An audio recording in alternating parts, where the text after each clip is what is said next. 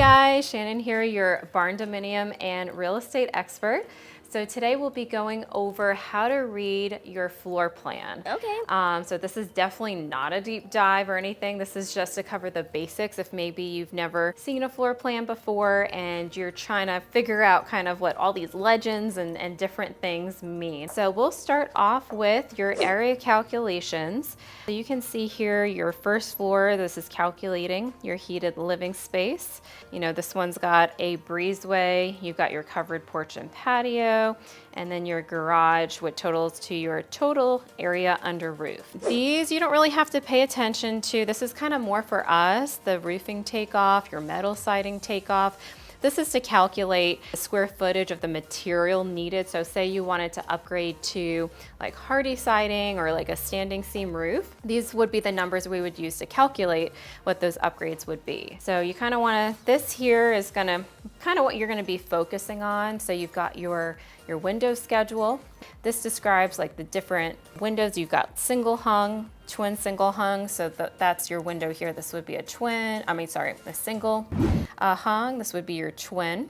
And then you've got your measurements here. So a 3050, all that means is it's 3 feet in width and then 5 feet in height.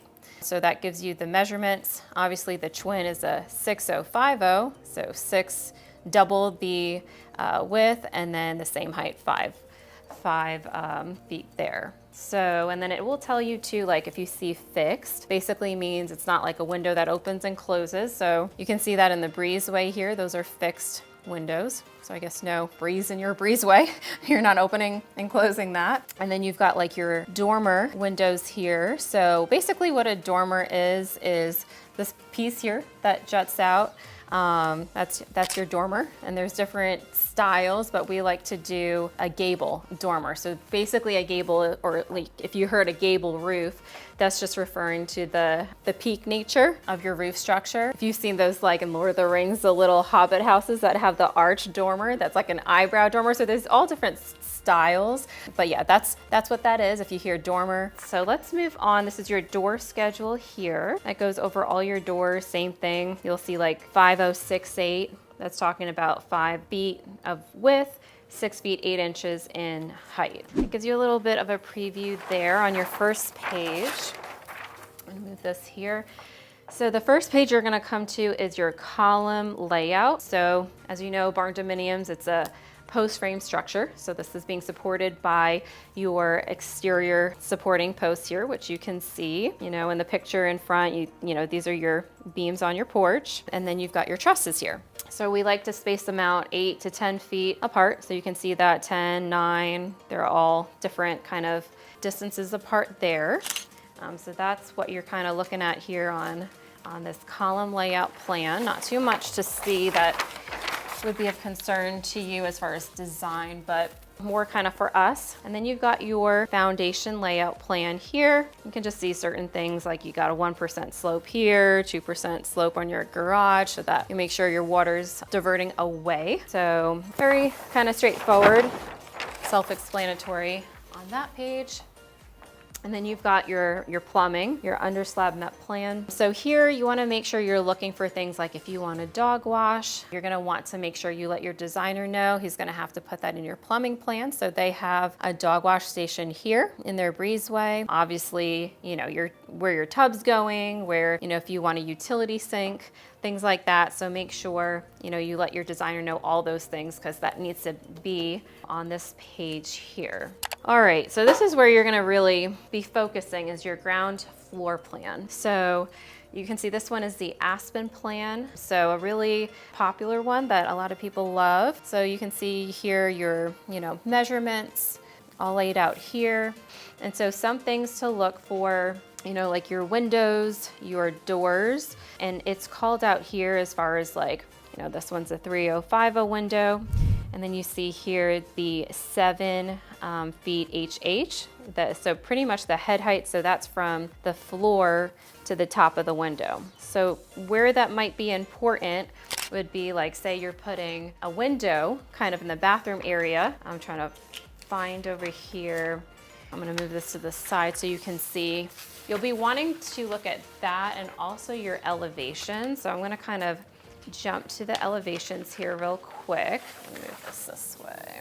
All right, so for example, say this was, you know, where your showers. A lot of people like a window, you know, above your shower. So it says here, this is a 5020 and 7 feet head height. So, you know, if someone like me, you know, I'm not gonna be seen here, I'll be right about here. Someone who's 6 foot, your head's gonna be showing like right about there. So that's kind of what you're looking for with these type of measurements. Another thing you'll want to look at, so this is just describing like the pitch of your roof, which our standard is a 612. So if you don't know what like the pitch is basically how many inches the roof rises for every 12 inches in depth. So you can see the depth here, 12 inches. Now, if it's a 0-12, that's basically a flat roof. A 12-12 is going to be super steep. So that's basically telling you, you know, the pitch of the roof here, which is the same as your gable right here. You got a 612. So that's something when you talk to the designer, you know, and just be aware of that anything above a 612 would be an upgrade,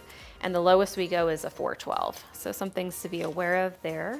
So some things to look out for in your electrical plan. Well, let's first kind of go over, you know, kind of what all this means. It may look a little confusing if you haven't seen a plan before, but you're gonna have plenty of recessed lighting in your Barndominium. So, and that's standard, and you can see these are, and you'll have an electrical legend that you can refer to, which tells you kind of what all these symbols mean.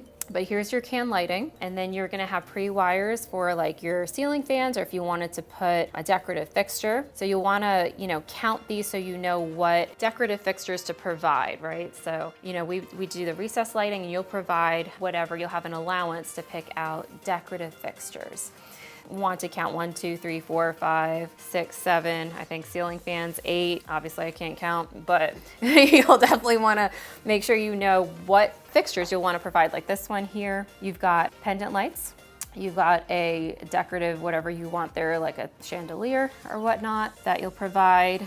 Your sconces in your bathroom here, you can see over your vanity. And then also something to look out for is your outlets. So of course you're gonna have certain amount of outlets per code, but that's something I would say is the one thing that people are changing last minute as we're going into construction. Like, oh, I forgot, like I really want an outlet for Christmas lights outside, or, you know, are you sure there's an outlet next to my bed on the other side so we can both plug our phones in, you know, at night. So really make sure you're conscious of like where you want outlets in my closet, and I want to put a vanity in there and I can't. So yeah, just be aware of kind of those things to look out for. So for example, also outside lighting. So this one, as you can see here, is your exterior wall fixture. So figure out, you know, when you walk out the door where you want lights. Obviously, you know, some things are common sense and the designer will point that out. You've got exterior lights here as you enter the garage. You know, if you want some here at the front door, or you can choose like a fixture right here hanging from your porch. So you'll talk to the designer about kind of all those different. And so that's just showing you from the outside what this all is gonna look like. You can look at the measurements of your garage doors. Okay, so again, here's 16080, so 16 wide, 8 foot high, or you can do a 9080. So you can either get 2 of these garage doors, or you can do one oversized door, which is standard. So those are just basics. We'll probably do another video kind of taking a deeper dive into this, but I just didn't want to overwhelm you too much, just the very basics of reading your floor plan. And you know where to find me if you have any questions, but that's all I got for you today, and I'll see you next time.